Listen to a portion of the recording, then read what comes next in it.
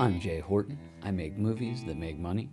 This is how. About a month ago, me and my team raised over $54,000 on Indiegogo, and still counting, to produce the horror feature Craving. With so many crowdfunding campaigns that fail these days, how did we even pull this off? Glad you asked.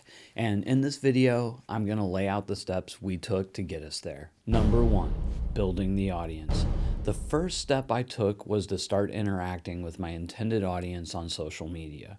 In my opinion, Facebook was the best platform for me to do that, for a couple of reasons. One, I'm most comfortable with Facebook. I've been on it the longest of any of the social medias. Two, my target horror and filmmaker audience is very strong there. And from my research, Facebook leads to the biggest chunk of film crowdfunding contributions. Now, this isn't to say that I ignored all other social media. I still use Twitter and IG and LinkedIn a lot. TikTok is really the only one that I don't really use, and it's because, well, I suck at TikTok. Because the movie I'm trying to get funded is a horror film, I started promoting in more horror groups and interacting with friends and followers that I knew were into horror. I made no mention of my movie. I just commented on other posts there and made new general posts about horror. Then, about 2 or 3 times a week, I'd try to make a general post on my own personal wall meant to engage more horror fans. Stuff like, what's your number one Friday the 13th film? Followed by a short explanation of what mine was. I find that with any of these question type posts, it's important to not just ask the question, but to lay out your answer as well. It just creates more engagement. And at the same time, I created a Facebook page and a group for the movie. Now, the group is where I'm going to end up putting most of my effort, but in order to create the group, you need a page. The first thing I did was to very selectively invite people to join the group. I did not do any mass invites of my friends list. I started with people that I knew to be horror fans and that I thought would like and support the movie. And then second, I started inviting friends from particular horror groups. On Facebook, when you hit the big blue invite button, it gives you the option to invite friends with groups that are in common. This is a great way to more selectively invite people that are more likely to engage with your group. In addition to the horror groups, I targeted some filmmaking groups as well. I know that filmmakers in general would be interested in this campaign because of the marketing and distribution knowledge and perks that I was sharing. So I targeted the filmmaking groups too. Then I just started making posts. I aimed for one a day to start. I would post mood boards for my project. I'd do live streams breaking down my proposed budget, how I plan to market and distribute the film. But most importantly, I actually would interact and respond to other people's comments. Stuff beyond the typical, well, thanks for commenting, or thank you, or thumbs up. In the first month, I gained less than 100 followers. Doesn't sound too impressive, right? But this was a super engaged group. I was getting more interaction and comments there than I was on other groups or pages where I had thousands of members. And I really put that on the fact that I was really very selective about who I was inviting to the group. Another tip for engagement is to involve the people in your group. As I was getting posters and artwork done, I would do posts and I would ask questions about them and ask for opinions.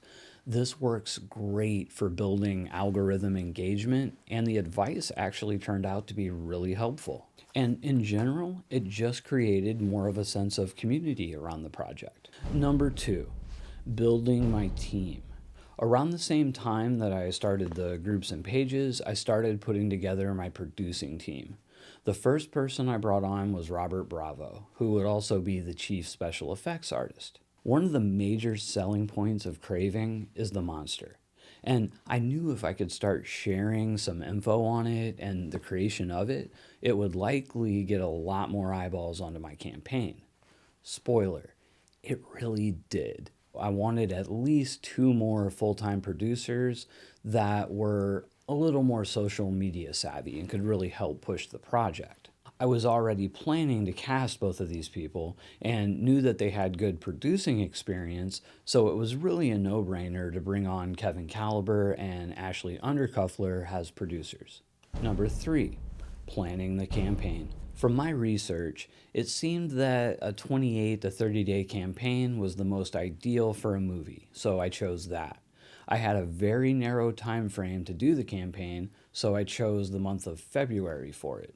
I knew that I would need a ton of art and promotional stuff to post about throughout the campaign, which is tricky because the movie had not been shot yet. I started off having a few posters designed by others and started creating others myself along with more promotional art. I knew that I would need at least one new piece of art or video for every day of the campaign. And that's because when you're posting about a crowdfunder, it is essential to post new things, not just repeat the same post or image over and over. So it's important to come up with, new stuff to post about. One of the first things I did was I hit up Google and looked for special holidays. In today's age, there are weird holidays or celebrations for every day of the year. I looked them up, one for every day of the campaign, and I created a post and a piece of art for each. I then pre-scheduled all of these posts using Agorapulse, a social media scheduler, so I wouldn't have to think about every single post during the campaign. And then I also came up with several existing movies that were in some way inspirations for Craving. I grabbed stills from these movies from the internet and posted about one of them every other day or so in the campaign, along with a short explanation of how that movie had inspired Craving. And I pre-scheduled most of these too. And these were honestly some of my most engaged posts during the campaign. And a lot of people might be asking, well, why does this matter? You're not posting your link, you're not driving people to the campaign. What you're doing is you're getting people to engage in your posts, meaning your future posts are going to show up more on their feeds. When people are interacting with you, they're more likely to see those promotional posts. So like if you're just doing promotional posts and people aren't engaging with them, you're kind of screwed. So like these posts are a way to get people to naturally engage with you, and then your stuff is going to show up more often on their walls. And as far as the pre-scheduling of posts goes, I'll tell you what, I'm super glad I did it, because once a campaign is in full swing and you're just struggling to keep up, with the comments and the perks and whatnot, it is a giant relief to have certain things set up and taken care of in advance. Now, one of my team members, I won't say which one, but they didn't do this, in spite of me directly asking them to over and over. And when things got a little bit overwhelming in the back half of the campaign for this person, they froze and didn't post much of anything for sometimes days at a time. Now, I'm not saying that to passive aggressively call this person out. I'm just talking about how important planning and pre-scheduling can be. And if you ignored it, you can run into trouble. Pre-planning and scheduling is essential. If you don't have the cash to get that pre-scheduler like Agorapulse, just create a document. Pre-write your posts into like a Word document or a text document, and then just copy and paste them on the day needed. One of the hardest things to do when you're in the middle of it and you're stressed out is coming up with something clever to say. So if you start a couple of months in advance writing some of these posts, you'll be in a much better position to continue to post and to do your organic stuff. On day one of the campaign, I had over 28 posts that were already pre-written. So if it ever got to a day where I was like, I don't know what to post, I could pick one of these, copy and paste it, and move on. I also put extra time and effort into my pitch video. And I think that a good pitch video is essential. Now, if you're doing kind of a chintzy, backyard level movie and only need a few grand, a not so great shot on your phone testimonial with bad audio, that might work just fine. But if you're trying to raise over $25,000 and you need something a bit more professional, your pitch video needs to reflect that. Number 4, the campaign itself. The day the campaign launched, I uploaded my pitch video not only to Vimeo, where I was hosting it for the Indiegogo, but I also uploaded a version directly to Facebook, and I pinned it on my personal wall there. Then, for the duration of the campaign, every morning when I woke up, I would reshare that post. First to my story, then to one of the pages, and then to one of the groups. And I would rotate through my pages and groups on a daily basis. Then when I would run through all the groups, I would just start all over. And in addition to that, I would ask the team members to share it as well. Then I would ask some of the more active members of the group to share it as well. By the end of the campaign, this video had well over 100 shares. Then the scheduled posts that I started making started showing up, and I would supplement those with real-time updates. One of the most successful things was to take new screenshots from the campaign page itself, so you could show people like the numbers growing. For example, on our first day, we raised over $10,000. So it was like once every half hour or 45 minutes, I could post an update and we'd be $2,000 or $3,000 ahead. And that created a lot of excitement. I had also, before the campaign even started, had already cast a lot of the main characters. But I waited until the campaign to start announcing them. Again, it just gave me new stuff to post about. And I would make announcement cards for them. And on the announcement cards, I'd have the URL for the campaign. Oh, and I forgot to mention this, but when you're setting up your campaign, it is really worth, ponying up the whatever, $5 or $10 to get a URL, a custom URL, and assign it to your Indiegogo. Ours was www.cravingmovie.com. Just makes it a lot easier to drive traffic to. Anyway, back to the announcement card. So I'd make an announcement card for each of the actors, and then I would also give that card to the actors so they could share and help promote the campaign. But all of this would have really had a minimal effect if it wasn't for the fact that I was interacting with the people that are commenting and sharing. And my goal was to respond to every single comment. And while that might not always be possible, I think I made a pretty good go of it. And then when the campaign was nearing the end, I went all the way back down my personal wall to the very first day of the campaign and started making some fresh comments on the posts that had the most interaction. And that started refreshing those long since dead posts in people's feeds.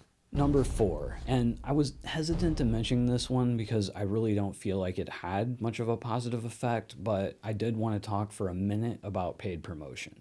I did do some of this, but I don't really advise it, except for maybe spending a few bucks boosting a few individual posts from your business page. For that, I just uploaded an edited version of the promo video because it's horror and featured some gore and blood. I edited a PG, green band version of the video for promotion. And then I spent basically $2 a day during the campaign to boost that video. Now, I can't say with certainty how much this really helped, but it was a $60 investment, so what the hell. Now, one thing that I did spend that I can say with almost 100% certainty that did nothing was paying for some Fiverr promotion. I went over to Fiverr and I paid, half a dozen or so promoters there to promote the campaign. There are a lot of crowdfunding promotion options there, but it was a total bust. Do not do this. Unless you like throwing money away, it's a total waste. I was also approached by a larger company that charges $1,000 for promoting big crowdfunding campaigns. They ended up agreeing to take on my campaign during the last week for only $300. And they said that if I hit my goal of $65,000, that they would then charge me the other $700. But if they failed to reach the 65, they would refund me. So I decided to give it a go. Short story short, they failed, and the money is being refunded. I guess my point with sharing this little digression is that there are no real shortcuts. You cannot buy your way into a successful campaign. It all comes down to organic, grassroots promotion. The paid stuff, it just doesn't work. Or at least it didn't work for me. Number 5, picking the right perks and prices. Now, there are 2 trains of thought when it comes to pricing perks. One is that you price low and you go for more backers. 2 is that you price higher and go for more big ticket items. I think most filmmakers, we're tending to come from lower economic backgrounds, so we tend to think more towards the price lower, because that's how we would purchase. Now, I am far from an influencer. I have less than 3,000 friends on Facebook, less than 3,000 followers on Twitter, and less than 2,000 followers on Instagram. I knew that the low cost, high volume approach would be difficult for me. The perks that did the best for me were the digital download of the film, which included a special thanks on IMDb. That sold the most. And I think really because most of the time I see this perk, they'll do just the digital download and the special thanks will be a separate thing. And they usually charge, between $10 and $20 for the special thanks and then another, 20 something for the digital download. I just combined them and sold the whole digital download for like $24. And it did well. I think we sold like something like 200 of those. But the most lucrative perk was the associate producer perk, which was selling for $299. The pick a character's name perk for $99, that did really well too. And the have your voice appear in the movie, those were both killer.